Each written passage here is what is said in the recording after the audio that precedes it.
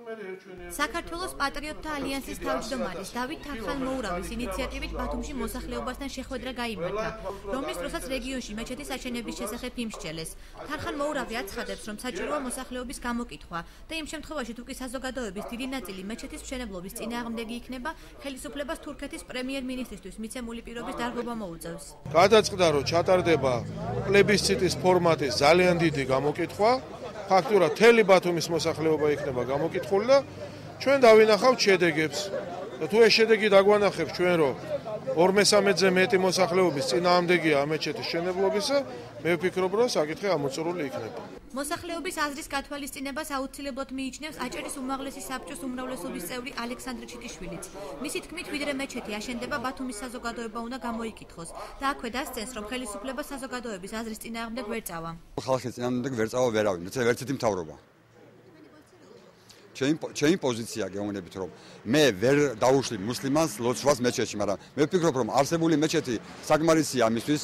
პარასკევობით თუ კი ვერ ეტევა მლოცველი, ასე მლოცველები ვერ ეტევიან ნებისმიერ ქართულ ეკლესიაში მიბრძანეთ ეკლესიებში და წირვალოცვების დროს ხალხი დგას გარეთ, ხო? ამის არ არის ხელშემშლელი ფაქტორი, მე ვფიქრობ რა.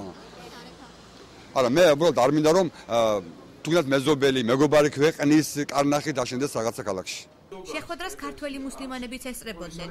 მათი განცხადებით ადგილობრივი მუსლიმანებისთვის არსებული სალოცავების რაოდენობა საკმარისია და სახელმწიფო მსგავს გადაწყვეტილებას მოსახლეობასთან კონსულტაციის გარეშე არ უნდა იღებდეს. მე მათ მუსლიმანური სარწმუნება მაქვს.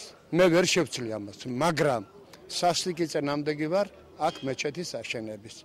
ვინაიდან ძალიან კარგად ყოფნის. ყველა თურქს უნდა ბათუმში ჩაწერა.